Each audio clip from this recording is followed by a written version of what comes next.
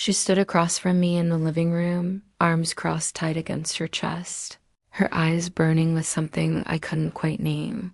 Guilt, maybe, or defiance wearing the mask of resolve. Her voice broke the silence, trembling just enough to betray the truth behind her words. He makes me feel alive. The sentence hit like a blindside punch, sharp, disorienting, final. My breath caught in my throat, not from rage, but from the weight of everything that sentence didn't say. I wanted to scream, to ask if she ever considered what that made me, the man who had stood beside her through every winter of her spirit. I wanted her to cry, to collapse, to ask why I hadn't been enough. But I said nothing, just nodded, picked up my keys, and walked out. The silence in my apartment that night was unbearable. It crept into every corner, every drawer she used to keep her things in, every inch of the bed that still smelled like her. I sat on the couch for hours, staring at my phone, willing it to light up with her name, a message, a missed call, something that said she didn't mean it. But nothing came, just the echo of her words and the sharp ache of reality. 5 years of love, quiet mornings, late night laughter, and relentless loyalty gone in a single sentence. Sleep never really came. Just the haunting rhythm of her voice on repeat in my mind, each replay stripping away another layer of denial. In the weeks that followed, I became a ghost in my own life. Friends didn't know what to say. Some tiptoed around me with sympathy stitched into every word.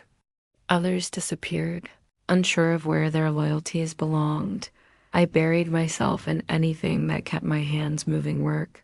The gym, the kind of mindless tasks that filled the hours but not the emptiness.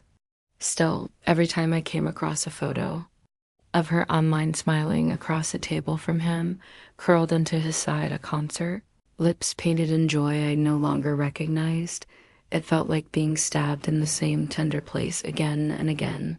Eventually, I stopped looking. I blocked her from everything. Told myself I was healing, even if it felt more like surviving.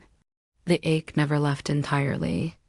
It lingered, quieter but constant, like a scar that still twinges when the rain comes in. 6 months passed. I was alone in a cafe, lost in the pages of a book, when I saw her. She looked thinner, like life had drained some of her color. Her eyes were ringed with fatigue, her smile nowhere in sight. She noticed me, paused, then slowly, she walked over. My heart thudded in protest. I didn't know if I was ready to face her, to unearth whatever we had buried between us. Still, I nodded when she asked if she could sit. For a long moment, we said nothing, just looked at each other like strangers standing on the ashes of something that once mattered. Then she spoke.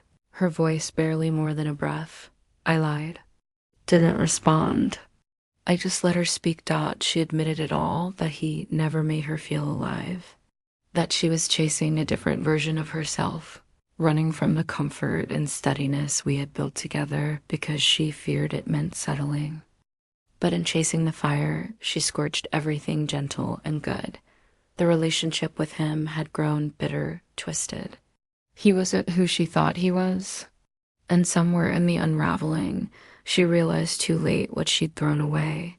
Tears filled her eyes as she spoke of the way she kept comparing him to me, and how every time he fell short.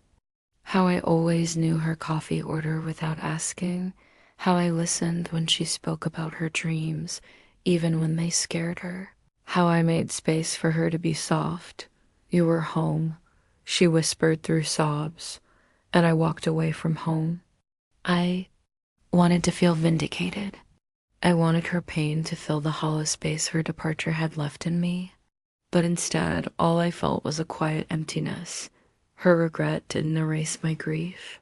Her apology didn't unwind the nights I spent questioning whether I was lovable at all. Still, her honesty mattered. It validated something that had been bruised, but never fully broken: the love I gave, the loyalty I lived, and the pain I earned through nothing more than loving someone who didn't know what to do with it. She asked if we could try again, even just as friends. I looked at her for a long time, and in that stillness, something shifted. I saw her not as the woman who left, but as someone who had to live with the cost of it. And more than that, I saw myself not broken, not waiting, but whole. I had clawed my way back to peace, not by moving on to someone else, but by finding myself beneath the wreckage. I told her I forgave her. Not for her, for me. Then I stood up, offered her a soft smile, and walked away again. But this time, it wasn't from heartbreak. It was from strength. As I stepped outside, sunlight touched my face, warm and clean and quiet.